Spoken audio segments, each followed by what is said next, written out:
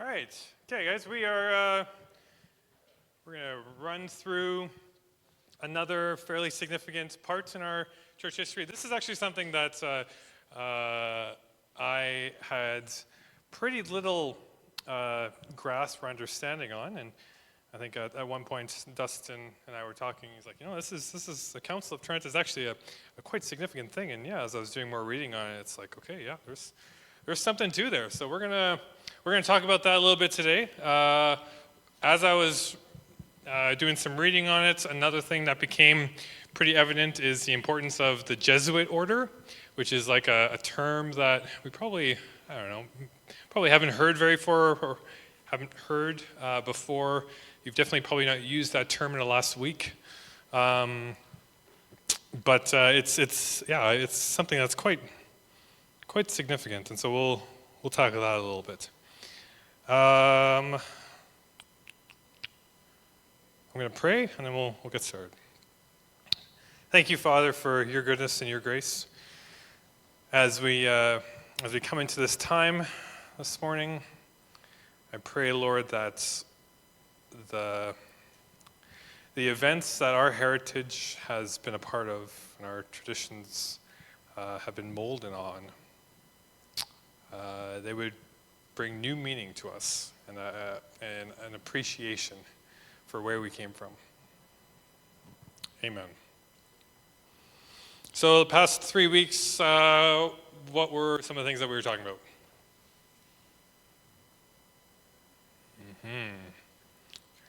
There's three characters, three people. What are we talking about? Zwingli, yeah. Calvin.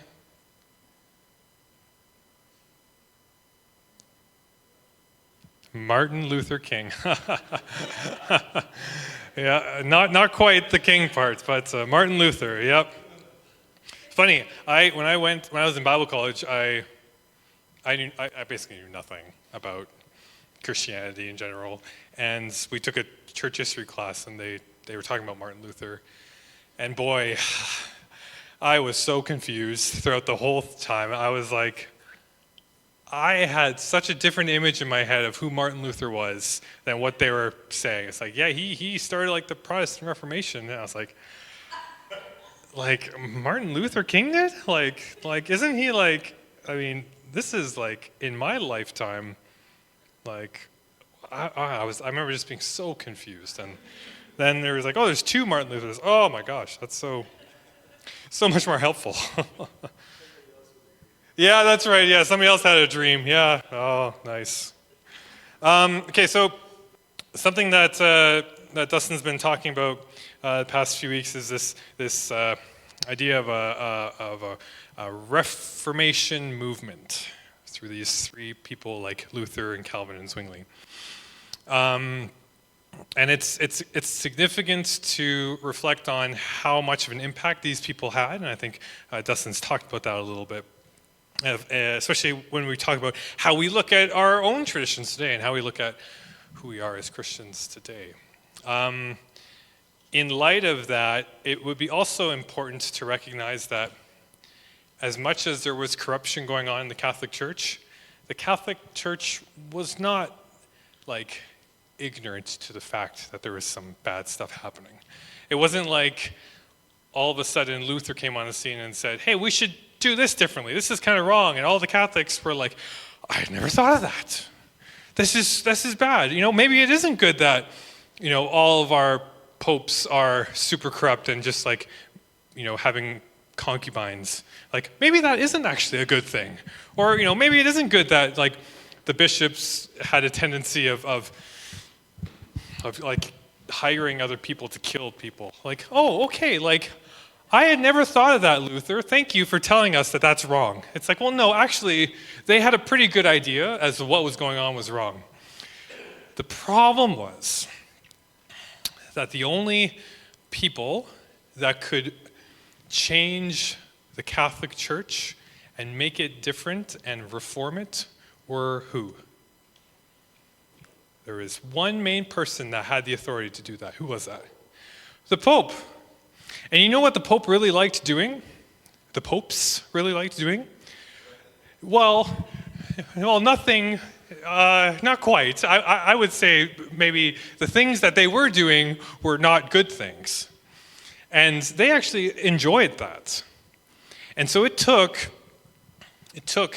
generations and generations for it to get to a point where they're like, you know what, we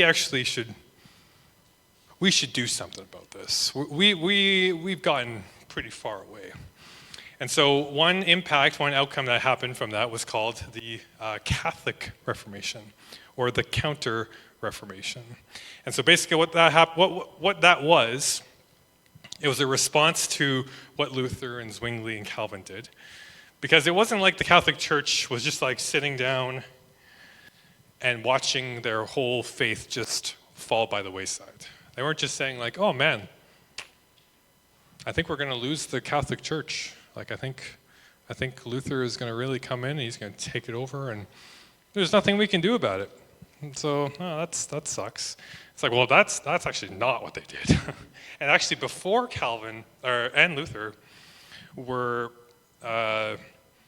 bringing in these reforms, the Catholic Church was already asking that question. Maybe we should do something about that. And eventually, what happened was they started a council, and it was called the Council of Trent. That's what we're going to talk about this morning. One thing that we talked about a few weeks back during the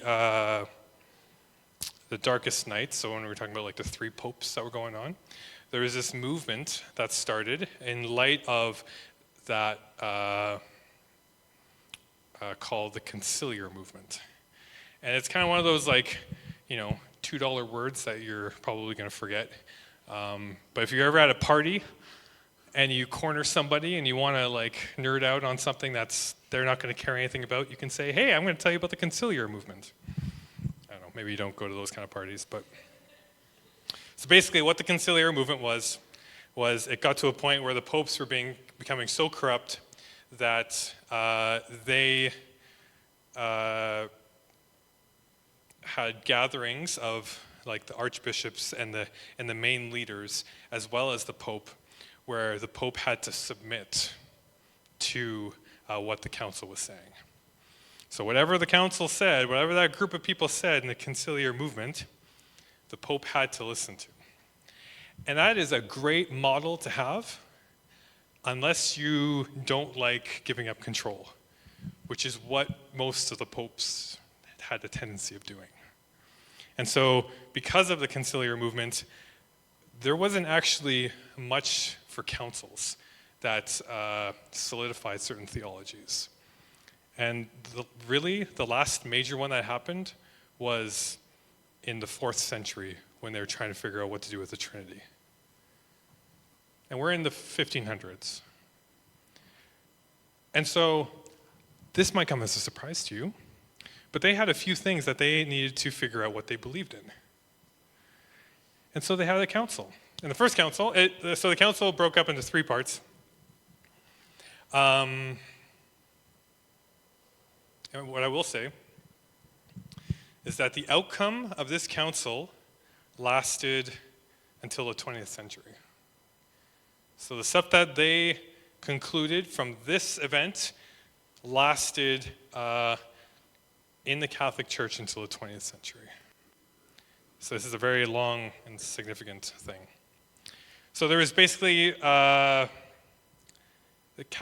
council was broken up into 3 parts. It was broken up into phase 1, 2, and 3, and they all had different timestamps. So if you look at your handouts, you'll see that there. But the reason why,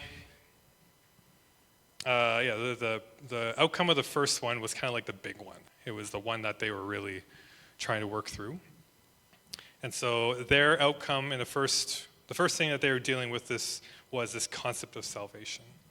And so because of Luther and Zwingli and Calvin, there were these theologies that were coming in that you were saved by grace alone. And Calvin loved that. That was his mantra. And the Catholics did not like that because they feared that being saved by grace alone meant that you didn't have to do anything. And it's actually, you're saved by your works that you had to keep doing. And that is how you would get grace. And so one of the things that came out of this was the indulgences, which were basically a thing that you had to, this was something that was going on for some time before.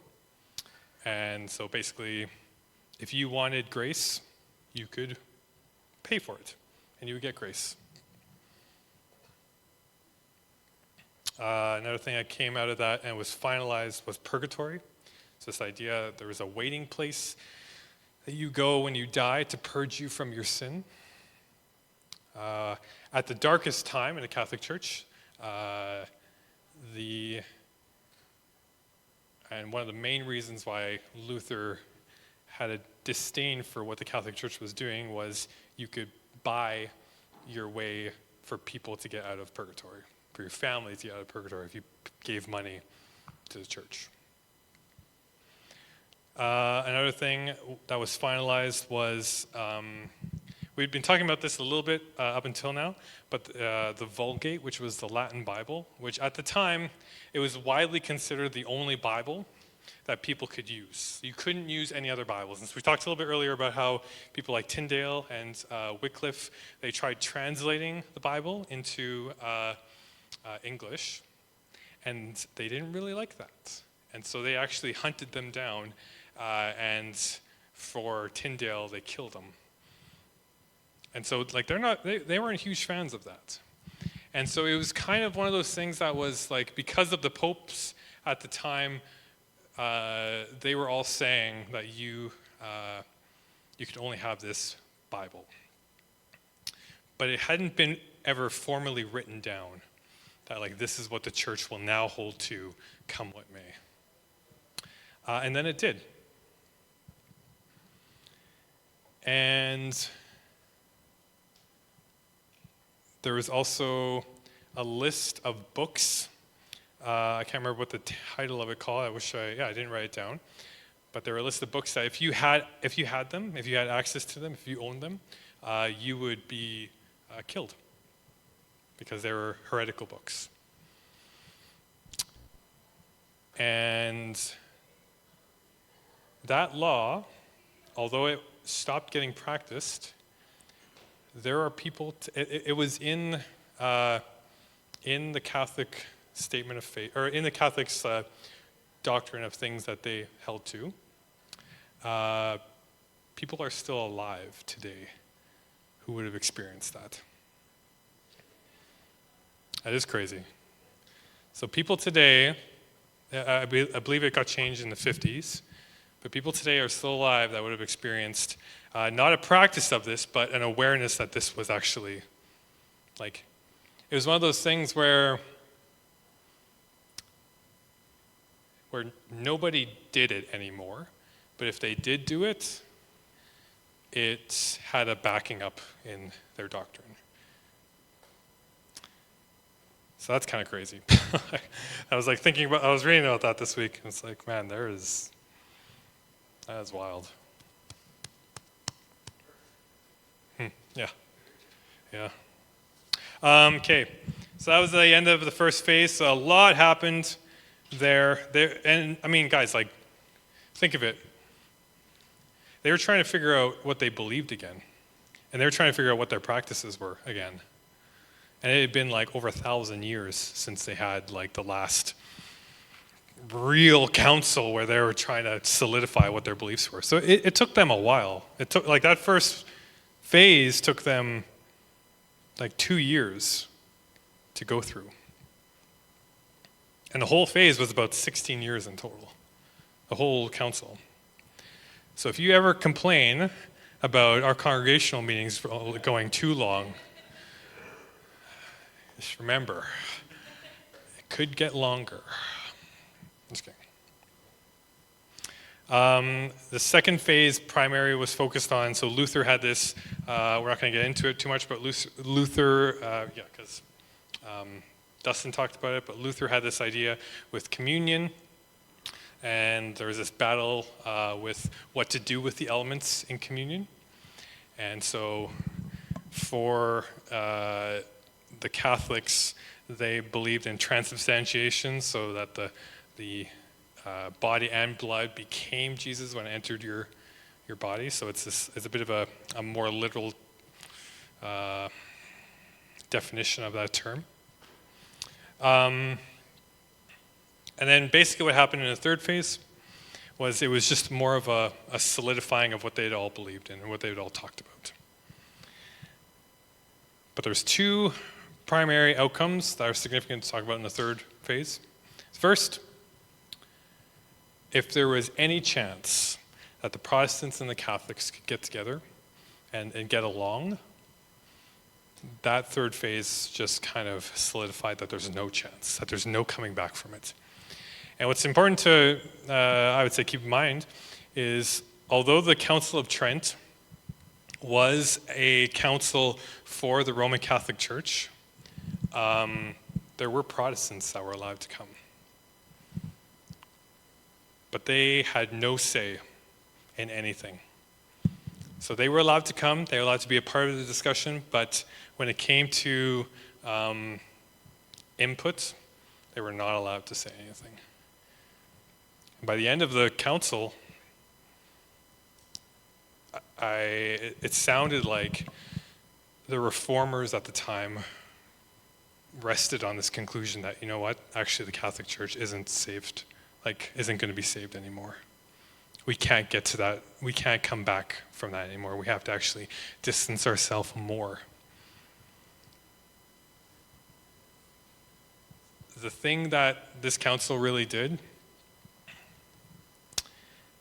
is, in their pursuit of reforming the Catholic Church, in many ways they actually just doubled down on what their theology was. And they made it more concrete and more black and white, more this is how it is. And I mean, we talked about some of it. There was the Latin Bible was the only Bible, purgatory, you're saved by your works. These were things that instead of getting to the conclusion, they're like, okay, you know what? Maybe the reformers had a good thought. Instead, they said, actually, we need to rid of them as much as we can.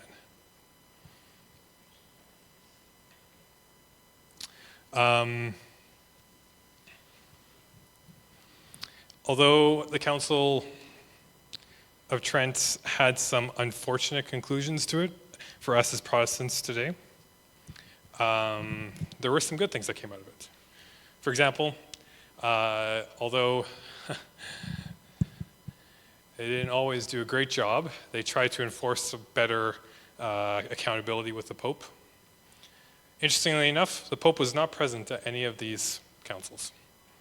But at the end of the council, he put his stamp of approval on it. At least that Pope did. And he's like, yep, I agree with it. And in the span of 16 years, I think there's 2 popes that were alive at that time. And so it's very convoluted. Another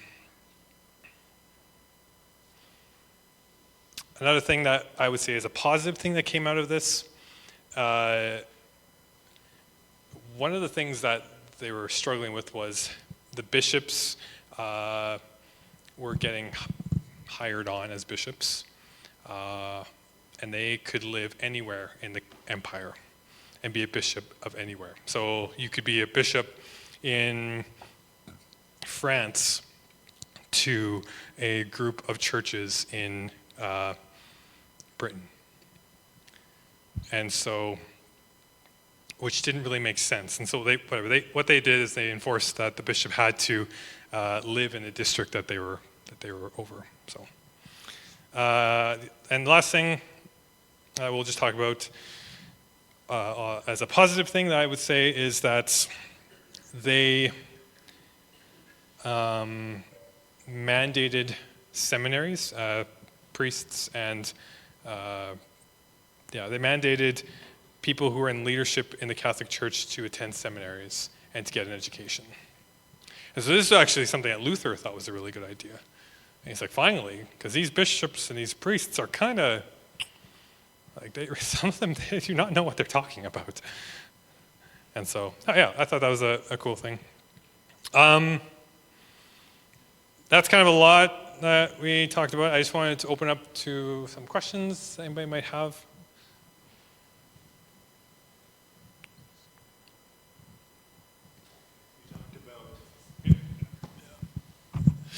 You talked about, in the first phase, talking about people getting killed if they have or are in ownership of certain books. Is that correct? And that has since changed now. And I'm curious how the Roman Catholic Church has changed its mind, because especially with councils, this is set in stone. This is tradition rules. And so how can they change tradition? Yeah. It would be interesting to ask a Catholic priest that today, actually. Because they also, the place that got changed was Vatican II, the Council of Vatican II, which is in the 50s. That got changed. People can now hold Bibles in their own language, so not just Latin. That just happened in the last 70 years, by the way. There were some other changes. I don't know them off the top of my head, but those were some two significant ones. I actually don't know what would be their justification for changing a tradition that has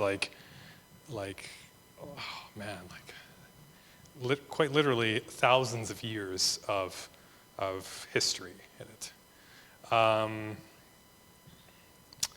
My hunch is that they evaluated how the Inquisition was doing, and they were realizing that maybe killing people for not believing what we believe might not be a great idea, and maybe the standards that we were having were maybe a little bit strict, and we have to work on it.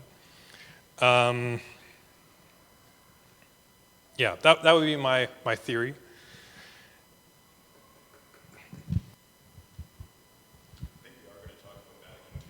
Yep. Yeah, we're going to talk about Vatican II in a few weeks. So keep that in mind. Because Vatican II, guys, this is a church history class, so we're going to talk about Vatican II, which was people are still alive that would have experienced Vatican II. And it's mind-blowing. Now we're getting into stuff that's happening right now. And we're in the 1500s right now, but I mean, guys, not for long. It's crazy, guys, man. Okay. The Catholics' response to growing heresies in the empire was to make a council where they're going to double down on their theology and say that they're not going to change on things. And so we think that, and we think, okay, there's some goodness to that, but it's also they were totally missing the boat. We would never do that. So in a few weeks, we're going to talk about fundamentalism. And I just want you to think in your head that if you think we would never do that, wait till that one. Okay, yeah. And whatever. Okay, we're still doing it. Just saying. So, to some degree, and some degree, it's good. Okay, all right. Stop talking about that. All right. Okay. The last thing we're going to talk about, something that we haven't been really focusing too much on, are the impacts that monasteries were having in the empire. And they were having quite a significant impact. What they were doing was they were serving to help enrich the Catholic Church. And so people would go and they would get training there. Bibles would be copied there in the Latin Vulgate, of course. People would we have a rich history of monasteries. and different monastic orders. They're still happening today, which I think says something. One of the fairly new monasteries, the monastic orders that started right before the Council of Trent was called, it was started by this guy named Ignatius Loyola, and which is a really fun name to say. And if you ever want to name your kids that'd be pretty funny. Not funny, sorry. But Ignatius, he started the Jesus, I think it was called the Jesus movement, the Order of Jesus. And we would know it today by the Jesuit order. And these guys they're still Jesuit monasteries and churches that are in the world today. And so when we look at it, we're like, okay, why does that matter? Who cares about a new monastic order? We haven't really been talking about them. So just to summarize quite quickly, in the midst of seeing corruption in the Catholic Church, instead of leaving the Catholic Church like Martin Luther did, Ignatius actually, he pushed into the Catholic Church more. And his monastic movement that started right before the council, it was one of the motivations for having a council that solidified what they believed. Because he was saying to the people, okay, we need to actually deal with some of the heresies that are going on. We need to deal with we need to deal with people who are just like relaxing their views and their theologies. And so his order was very much focused on a contemplation. So he would, his followers who had these different monasteries all throughout the empire would focus on extreme contemplation. So at times not talking for very long amounts of time. Extreme asceticism, which is basically punishing your body for Jesus. And so they're known for like whipping themselves constantly. They were the driving force for doubling down on some of the theologies that the people were believing. And yeah, they really helped to solidify the practices in Catholicism. So make no mistake, the Jesuit order is deeply and full-fledged a Catholic order. Okay? And I made a comment earlier that there are times, and for myself included, there are times can be an assumption that when Luther and Calvin and Zwingli came on the scene, the Catholic Church kind of just fizzled out. And it became less of a big deal. That's not true. And the reason why it continued is mainly and predominantly because of the Jesuits. Because they really focused on mission movement. They were the missionaries of the Catholic Church. And so they would go out, and they would go out into Protestant countries, and they would reconvert the Protestants back to Catholics. And then they started doing something, I think, that's even more significant. They spread out even further, and they went to India, and to Asia, and to the New World, which is where we are today. And they started converting people and creating churches everywhere. The reason why there's Catholic churches here in Asia and India, the reason why Catholicism is thriving in the ways that it is because of what the Jesuit order did. They went out and they strengthened the Roman Catholic Church. And they experienced an extreme amount of persecution. there's a movie that I would recommend you watch, not with your kids. It's called Silence. It is with, has anyone ever seen it? No? Okay. It is with Andrew Garfield and the guy who plays Kylo Ren in the new Star Wars movie. And it is, man, I can't remember his name. That's going to bug me. Anyway, and it is about an order of Jesuit priests who go into somewhere in Asia, I can't remember exactly where, and they're trying to find one of their brothers, but they're also trying to start a Catholic church.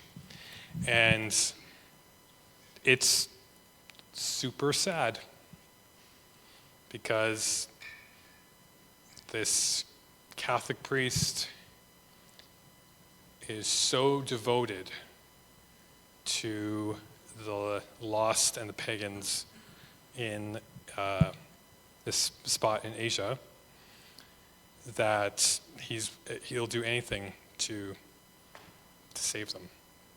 And yeah, it's a very sad movie, but I think it gives insight into what the Jesuit priests were dealing with as missionaries. So I would encourage you, take a look at it, not with your kids. Yeah.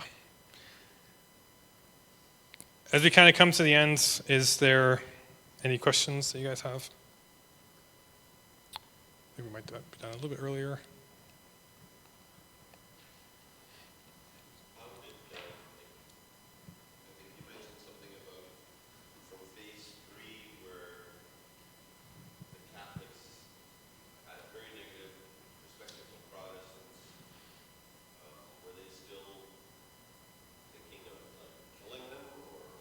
Yeah.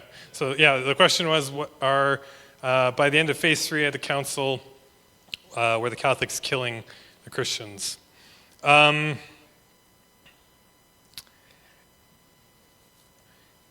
some places they were, yeah.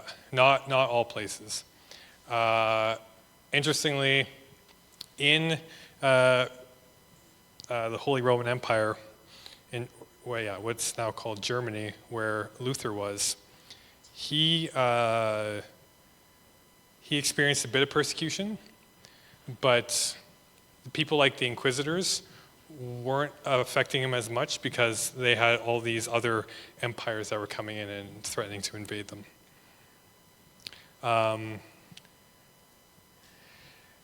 It gets very dicey when we talk about like Protestants dying, because next week we're going to talk about the Radical Reformation, where the Protestants are actually killing the Protestants.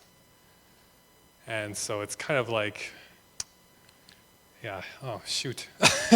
Like, that's not what we wanted to have happen. So, yeah, we'll talk about that a little bit next week. So, any other questions?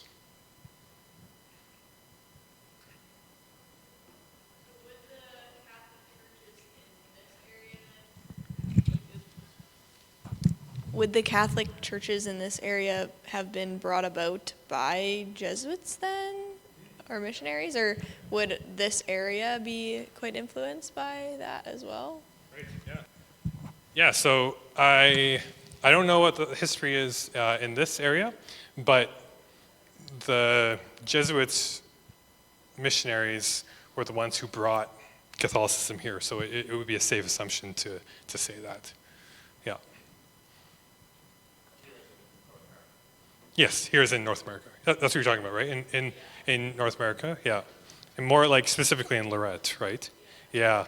Yeah, it'd be interesting to know the history of that, because Lorette is a French community, and so it'd be interesting, because yeah, the French and the Catholics also have an interesting history as well. So yeah, that'd be a good question.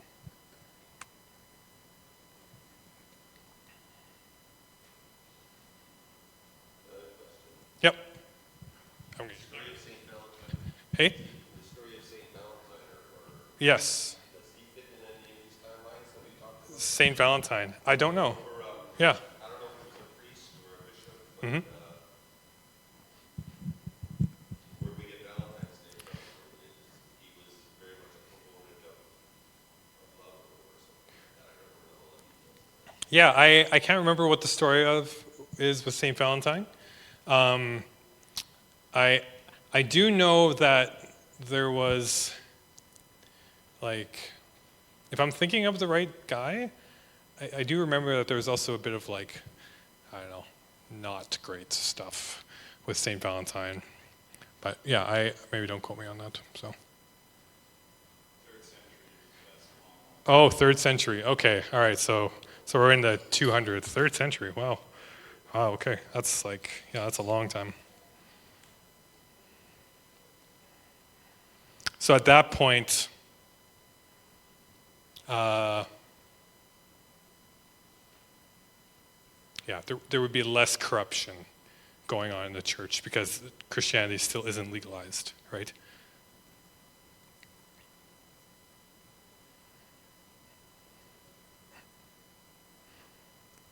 Okay, if there's no more questions. Is everybody Googling St. Valentine right now? If there's no more questions, we're going to end our time. We'll end it a little bit early. Have some more time just to fellowship. Yeah. Next week, we're going to talk about the Radical Reformation, which is where we come from. The Mennonites come from. And so when you think of Mennonite, you can think Radical Reformation. That's us. So, yeah, and we'll go from there. So have a great week, you guys.